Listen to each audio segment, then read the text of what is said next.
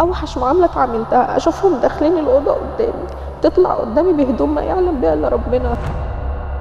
بعد ما هو جمعنا الفلوس علشان يسافر بقى ويشتغل ونعمل حاجه لينا ولعيالنا، اول ما سافر تمام، او قبل ما يسافر ما كانش معاه فلوس، انا نزلت اشتغلت بعت له ذهبي وحوشنا مبلغ كده وسافر. كان بيجي لي مره في السنه. كل ده عايشه مع اهله، هما بيبقوا عندي اما انا ببقى عندهم. فضلت بقى عايشه ومتحمله ده كله، وبرضه كنت بروح اخدم مامته. ما كانش في ان انا بقى عايشه في عزله كده، يا انا عندهم يا هم عندي. اول ما سافر وعشت انا ال4 سنين دول الاب والام، وانا اللي بعمل كل حاجه لوحدي ومتحمله، جه وقتها نزل خطب واجهته، قال لي لا ده ما فيش حاجه، ده الموضوع مش هيتم.